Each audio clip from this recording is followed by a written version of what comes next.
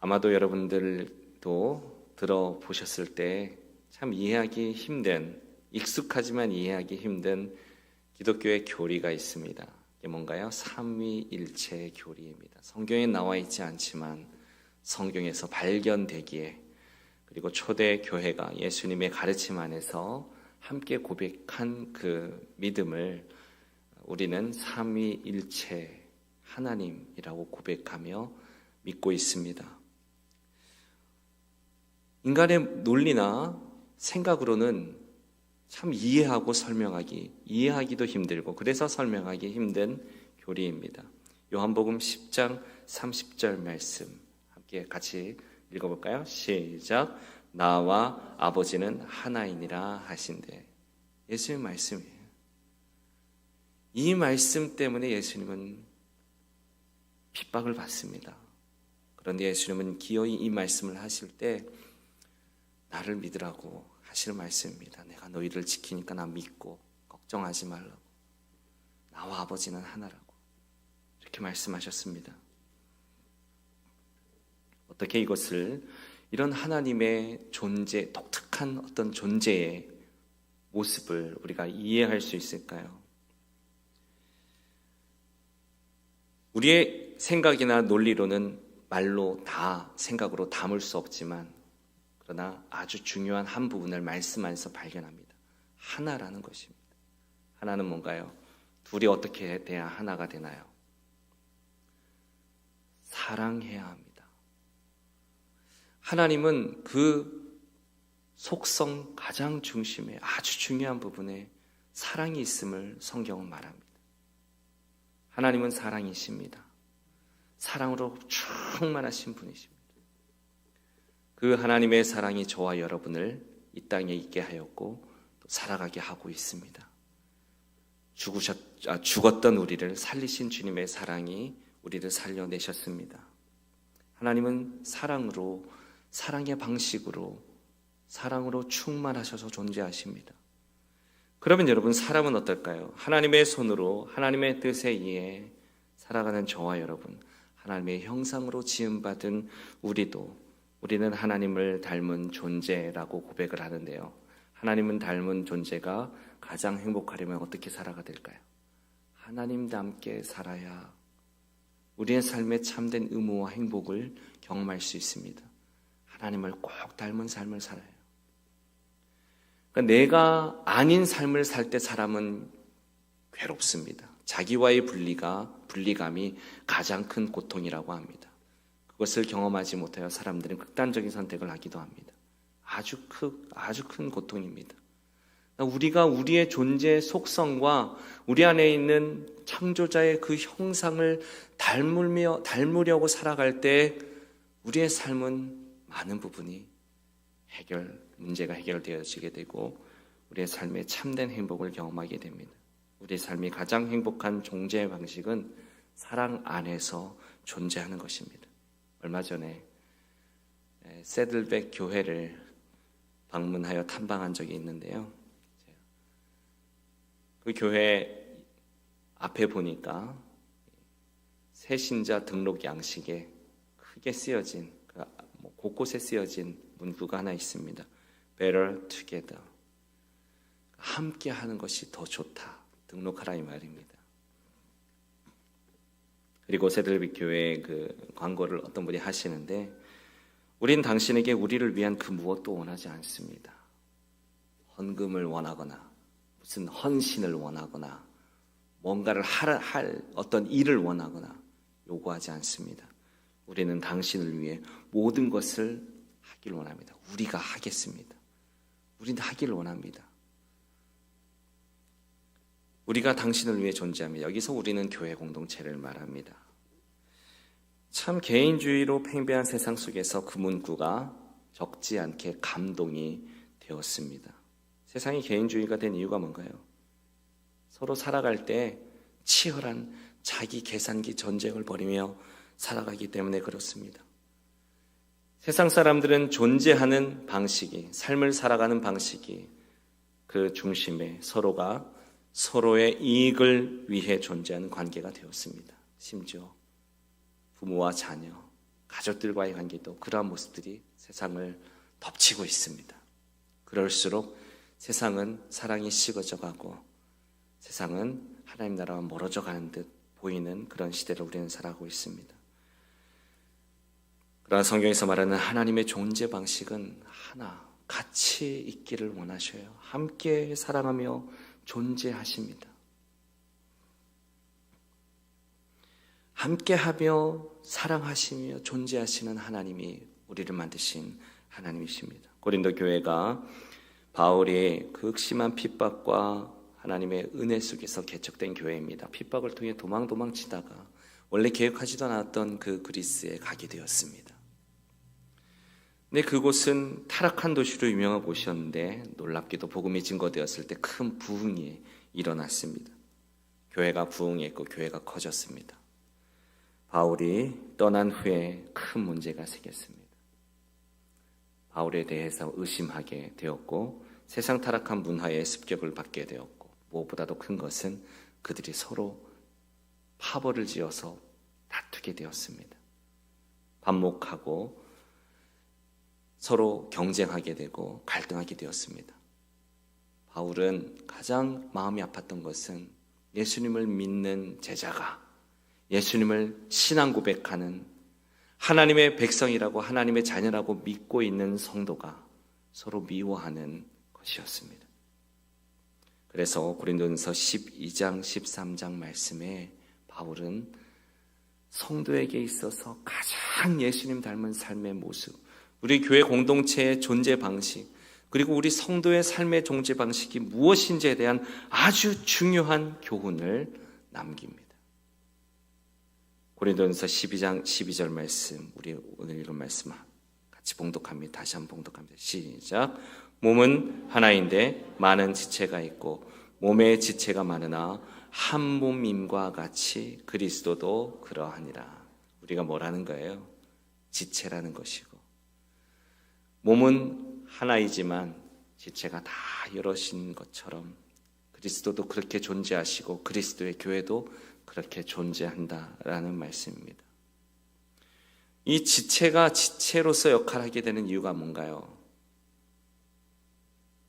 그것은 머리가 있기 때문이죠. 머리에 있는 뇌신경이 온몸으로 흘러서 연결되어 서로 지체가 다르지 않고 다르면 장애인이 되거나 장애가 있거나 큰 병이거나 죽습니다. 모든 신경이 연결되었기에 우리 온몸이 우리의 지체들이 한 몸으로 역할을 하고 함께 살아가게 됩니다.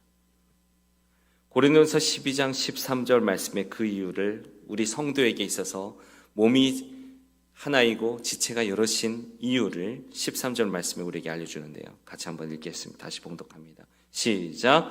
우리가 유대인이나 헬라인이나 종이나 자유인이나 다 한 성령으로 세례를 받아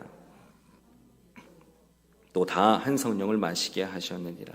어떻게 우리가 한 몸이 되었느냐? 신경이 함께 흐르고 피가 함께 흘러서 함께 한 몸이 된 것처럼 우리 안에는 무엇이 함께 흐르고 있습니까? 한 성령이 흐르고 있다. 한 성령을 마셨다는 거예요. 마셨으니 우리 온몸에 흐르고 우리 온몸의 세포에 역사하고 같은 성령이 우리 몸과 마음과 존재에 역사하고 있으면 우리가 한 몸이다. 이게 성도의 삶의 존재 방식입니다. 유대인이나 헬라인이나 종이나 자유인이나 이 말이 엄청난 말입니다. 당시로서는 유대인과 헬라인은 같이 섞여 살 수가 없습니다.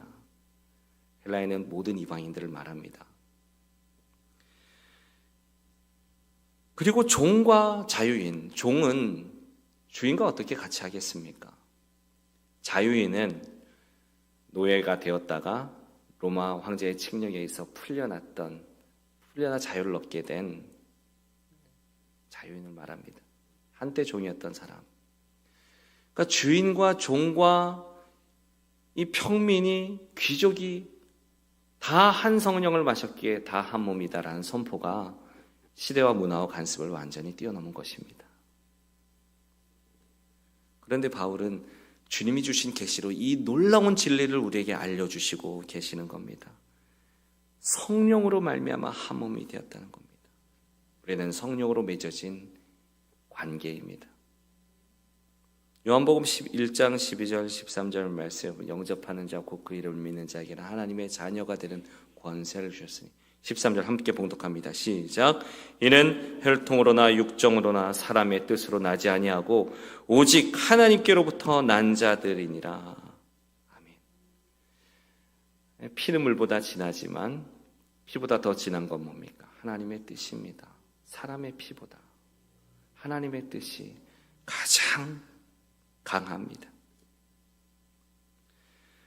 그런데 참 우리의 위기는 우리가 이 서로의 지체됨, 곧 이 말은 우리가 한 몸임을 기억하며 너와 나가 서로 분리된 존재가 아니라 한 몸 안에서 지체가 된 서로 브랜치인 존재다라고 의식하는 것을 지체의식이라고 할 수 있겠는데요.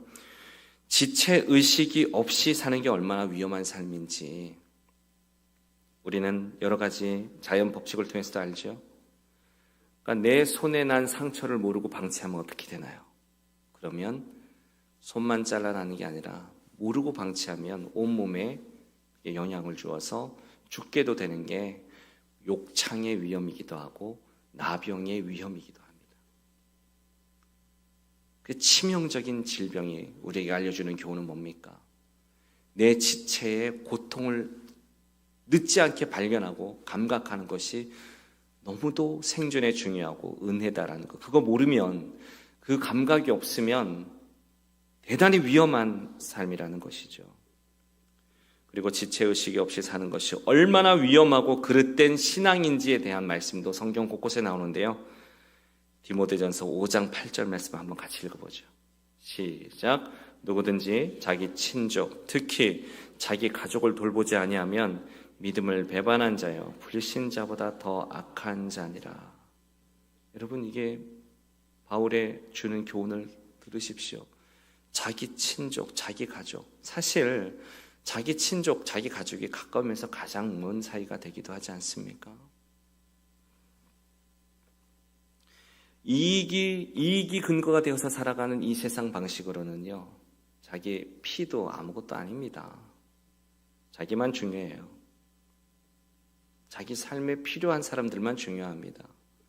그러나 그런 생각이 믿음과 관련이 있다는 겁니다. 믿음을 배반한 자라고, 복음을 배반한 자라고, 복음과 상관없이 살아가는 거, 예수님의 가르침과 예수님과 상관없이 살아가는 거고, 안 믿는 사람보다 더 악한 거라고 하나님 보시기에 그 악이 얼마나 중요한지에 대해서 알려주시는 것이니, 여러분, 지체의식을 갖는 것이 이와 같이 중요합니다. 우리 믿음에 있어서 우리의 몸을 위해서도, 우리의 육적 건강을 위해서뿐만 아니라 우리의 영적 건강을 위해서도 대단히 중요하다라는 말씀입니다.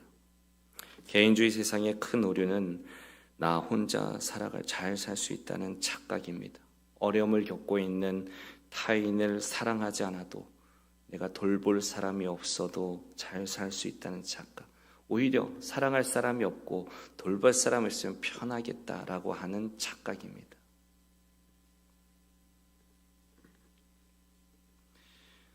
여러분, 지체의식을 가져야 합니다. 그러면 지체의식을 가지려면 어떻게 해야 될까요? 나는 누구를 돌보지 않아도 그게 더 편하고 사랑할 사람이 좀 적었으면 좋겠다고, 이 정도만 사랑하면 좋겠다고 생각하는 의식이 아니라, 내가 사랑을 자꾸 만들고 돌보고 싶고 공동체가 보이고 저 멀리 있는 형제의 아픔이 구체적으로 나에게 느껴지고 하는 그런 지체의식이요. 이 지체의식을 갖지 아니하는 것이 영적으로, 육적으로 얼마나 곤란한 일인지를 우리가 지금까지 나눈 겁니다. 그런데 그 지체의식을 여러분 분명히 갖고 있나요? 혹시 그게 부족하다 느끼신다면 이제 어떻게 해야 될까요? 성경은 무엇이라고 교훈할까요? 첫 번째, 중심으로 가라는 것입니다. 그리스도를 먼저 보아야 한다는 겁니다. 왜입니까? 교회의 머리가 그리스도이시기 때문에 그렇습니다. 에베소 1장 20절 말씀, 만물을 그 발 아래로 복종하게 하시고 그를 만물 위에 교회의 머리로 삼으셨느니라. 머리로 연결되는 것이니 머리를 의식해야 되는 겁니다. 지체들이 머리를 의식해야 되는데요, 그거 바로 중심으로 가는 것입니다. 수레바퀴를 보면 저는 이 비유를 참 좋아하는데요. 한번 그림을 보여주시겠어요? 이 바퀴 살들이 우리 존재라고 한번 생각해 보세요. 바퀴 살들은 그 바깥을 이루는 그 원이 우리의 각자의 존재의 삶이라고 생각해 보십시오. 살들은 우리 존재에서 나오는 길입니다. 어디로 가는 길요? 중심으로 가는 길. 근데 옆 사람과 친해지려면 옆으로 갈 수도 있는데 그 길이 잘 보이지 않죠. 진정으로 우리가 중심으로 가면 모두와 만나게 되어 있습니다. 중심으로 갈수록 서로가 가까워지게 됩니다. 이것이 성경의 가르침과 아주 같습니다. 하나님께로 나아갈 때 하나님을 통해서만 우리는 서로가 서로됨을 진정으로 경험하고 느낄 수 있고 의식할 수 있다는 것입니다. 그래서 우리는 이렇게 말해야 합니다. 그리스도를 먼저 보아야 합니다. 주님을 먼저 보아야 형제 자매도 보이고 내 자녀도 진정으로 보입니다. 첫 번째 교훈입니다. 두 번째, 어떻게 하면 지체의식을 더 잘 느낄 수 있을까? 이 무감각한 우리의 사랑의 감각을 깨울 수 있을까? 다른 지체를 인정해야 합니다. 우리 14절에서 17절까지 제가 읽어드립니다. 몸은 한 지체뿐 아니요 여럿이니 다른 지체가 있다는 거예요. 만일 발이 이르되 나는 손이 아니니 몸에 붙지 아니했다 할지라도 이로써 몸에 붙지 아니한 것이 아니요 귀가 이르되 나는 눈이 아니니 몸에 붙지 아니했다 할지라도 이로써 몸에 붙지 아니한 것이 아니니 만일 온몸이 눈이면 듣는 곳은 어디며 온몸이 듣는 곳이면 냄새 맡는 곳은 어디냐. 말씀에서 기억해야 할 사실은요, 우리가 여러 지체를 가지고 있고 각 지체의 역할이 다르고 의미가 다르고 뜻이 다르다, 용도가 다르다는 것입니다. 자, 우리가 서로 달라야 된다는 거예요. 서로를 위해서도 우리를 위해서도 서로 달라야 된다는 거예요. 나는 나랑 비슷한 사람들만 같이 살고 싶다. 이게 얼마나 위험한 생각인지를 알려주는 것입니다. 서로 좀 다른 사람들과 살아가는 겁니다. 나와 너무 다른 사람과도 살아가야 되는 거예요. 어떤 사역을 할 때도 마찬가지로 일을 할 때 여러분 삶을 살아가면서도 내 마음에 꼭 안 드는 그 사람은 항상 없었으면 좋겠다. 근데 어떻게 항상 내 삶 속에 그 한 사람은 있지? 이런 생각을 하실 때가 종종 있었을 것입니다. 그런데 성경을 통하여 주님의 말씀을 들으면 나를 위해서 그 사람이 있는 것입니다. 내가 다 이해할 수 없을지라도 나의 존재, 더 넓게 말하면 나의 참된 행복을 위해서 그가 있습니다. 다른 사람, 우리가 서로 이렇게 다른 것은 18절 말씀 함께 봉독해 볼까요? 18절 시작. 그러나 이제 하나님이 그 원하시는 대로 지체를 각각 몸에 두셨으니 그 원하시는 대로 하나님의 뜻이라는 겁니다. 우리가 서로 다른 것이 하나님의 뜻입니다. 마태복음 25장 말씀에 보면 5달란트, 2달란트, 1달란트 받은 사람의 비유가 나오죠. 이게 하나님의 나라다 하시며 주신 천국의 비유인데요. 주인이 그 종들에게 줄 때 마태복음 25장 15절 말씀 각각 그 재능대로 다르게 재능대로 5, 2, 1. 자, 우리 생각에는 그럼 5은 많은 재능이고 2은 큰 재능, 적당한 재능이고 하나는 작은 재능이니 이렇게 우리는 비교할 수 있지만 이 말씀의 핵심은 21절 우리 한번 같이 봉독하겠습니다. 시작. 그 주인이 이르되 잘하였도다 착하고 충성된 종아 내가 적은 일에 충성하였음에 내가 많은 것을 내게 맡기리니 내 주인의 즐거움에 참여할지어다. 칭찬이 똑같아요. 여기서 중요한 단어가 적은 일.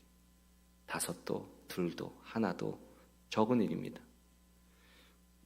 나는 많이 쓰임받고 있으니 나는 이 세상에서 대통령을 하고 있고 무슨 장관을 하고 있으니 많은 달란트를 가진 사람이고 나는 그저 여기서 허드렛 일을 하고 있으니 나는 그저 방에서 혼자 머물고 있으니 나는 1달란트 받는 사람이고 그렇지 않습니다.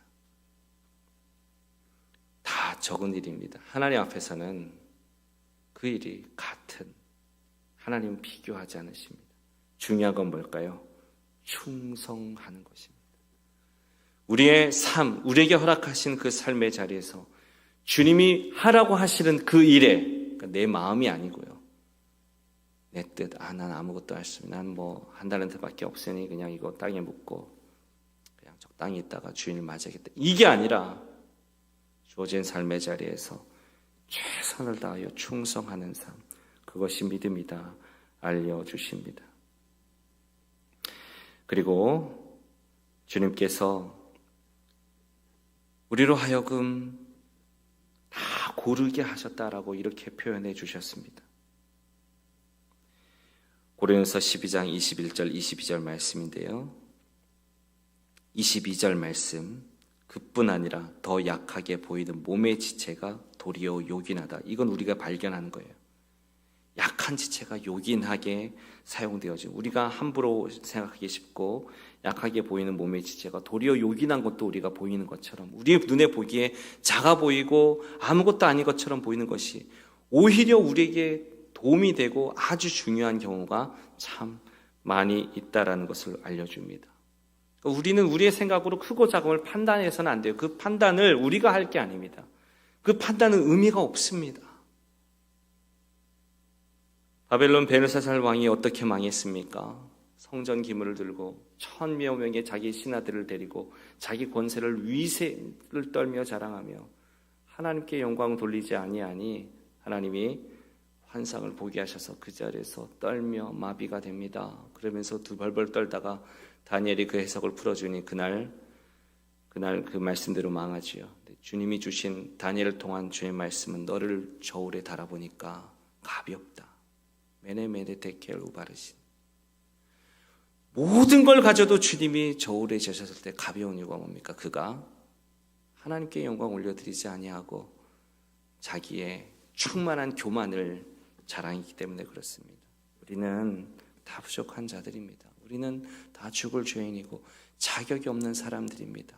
부한 자, 빈한 자가 없고 크게 쓰이는 자, 작게 쓰이는 자, 하나님 보시기엔 그 크게 쓰이고 작게 쓰이고가 아무것도 아니라는 것입니다. 우리는 세상의 악한 의식에 사로잡혀서 이런 함정에 빠질 때가 있죠. 하나님이 고린도서 12장 24절 말씀에 이렇게 말씀하시는데요. 우리 24절 말씀 함께 봉독합니다. 시작. 우리의 아름다운 지체는 그럴 필요가 없느니라. 오직 하나님이 몸을 고르게 하여 부족한 지체의 귀중함을 더하사 몸을 고르게 하셨다. 하나님은 우리를 고르게 하시는데요. 이렇게 하며 우리를 온전하게 교회되게 하시고 주의 성도 되게 하시는 그 하나님의 일이 고르게 하시는 일이라고 표현된 겁니다.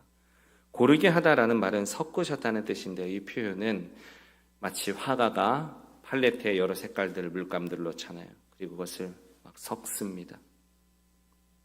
그래서 왜 섞나요?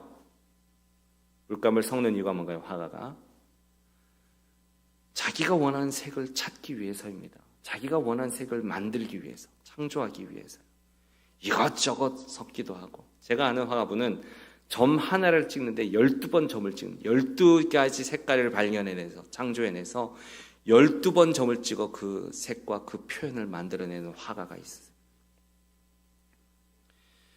그게 섞는 거예요. 하나님의 뜻을 하나님의 창조하신 뜻대로 만드시기 위해서 창조하시는 과정, 하나님의 뜻을 이루시는 과정을 위해서 섞으시는 게 우리의 부족함을 채워주신, 우리의 부족한 지체들을 사용하시는 그 일을 하시는 하나님의 손길을 그렇게 표현하십니다. 우리 성도가 각 새끼라고 한다면 어떻게 해야 됩니까? 겸손해야죠. 물감이 적절히 묽어져야 합니다. 자기 색을 잃어버려도 안 되고요. 자기 색이 있어야 돼요. 자기의 부르심이 확실해야 합니다. 나는 나로 살아가는 거예요. 그런데 자기 색을 지나치게 주장하여 고집하는 것 아닙니다. 주님의 손짓에 내가 녹아져야 합니다. 그랬을 때 섞이고 색이 나옵니다. 그런데 그걸 누가 할 수 있다는 거예요? 오직 하나님만이 하실 수 있습니다. 오직 하나님이 우리를 고르게 하사 섞이는 그 지혜는 오직 하나님의 영역이에요. 그런데 하나님이 그 우리를 고르게 하여 섞이게 하실 때 사용하시는 아주 중요한 방법이 뭐냐? 부족한 지체를 사용하시더라는 거예요. 부족한 지체에게 귀중함을 더하시는 방법으로. 이게 첫 번째 방법입니다. 그리고 두 번째 방법이 서로 같이 돌보게 하심으로 우리가 하나님의 창조의 색깔을 내는 하나님의 사명자로 서게 하십니다. 두 가지 방법, 부족한 지체에게 부족한 기체를 사용하심, 서로 같이 돌보게 하심. 서로 안에는 어떤 뜻도 있나요? 약한 자도 강한 자를 돌보다는 뜻도 담겨 있습니다. 서로 안에는 약한 자도 있어요. 약한 자, 우리 눈에 보기에 약한 자가 강한 자를 사실 돌보기도 하는 것입니다. 강한 자만 돌보는 주체가 되는 게 아니라 약한 자도 우리가 다 이해할 수 없지만 하나님의 섭리 가운데에서 하운되어져서 강한 자들을 돌보고 있음을 기억하라는 것입니다. 여러분, 우리가 이 믿음으로 살아갈 때 참으로 겸손해질 수 있고 형제자매를 하나님의 눈으로 다시 볼 수 있고 그 눈으로 나를 다시 볼 수 있는 것입니다. 저와 여러분을 어떻게 보고 있습니까? 형제자매를 어떻게 보느냐와도 관련되어 있는 질문입니다. 하나님 안에서 볼 때 하나님이 나의 부르심을 소중하게, 하나님이 나를 부르신 것을 소중하게 여기고 또한 그 자리에서 충성을 다하는 삶으로 나아갈 때, 그리고 그래서 겸손하여 서로 사랑하고 돌볼 수 있을 때 교회는 하나님의 나라가 되고 저와 여러분을 통하여서 하나님 나라의 일들이 일어날 것입니다. 저와 여러분의 삶은 천국이 되어갈 것입니다. 저와 여러분의 삶에 이 아름다운 일이 일어나기를 간절히 축원합니다. 우리 다 같이 한번 말씀을 생각하면서 찬송하겠습니다. 내 마음과 정성을 다하여서. 여러분, 주께서 말씀하신 것을 생각하며 이 노래를 한번 하겠으면 좋겠습니다. 결단의 찬양으로 했으면 좋겠는데요. 순종하겠습니다.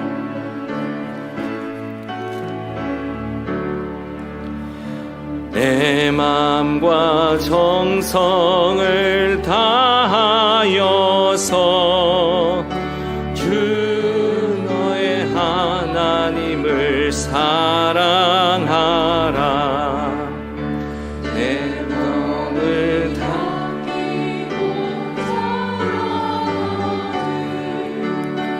형제와 이웃을 사랑하라. 주께서 우리에게 명하시니 그 명령 따라서 살아. 자, 우리 한번 3절 하겠는데 일어나서 한번 하지요. 3절. 나 항상 주님을 멀리하고 형제를 사랑하지 못하였다.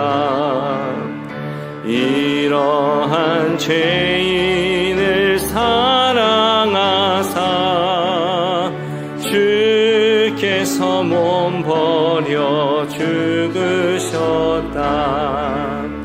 속죄의 큰 사랑 받으니 내 생명 다 바쳐 충성하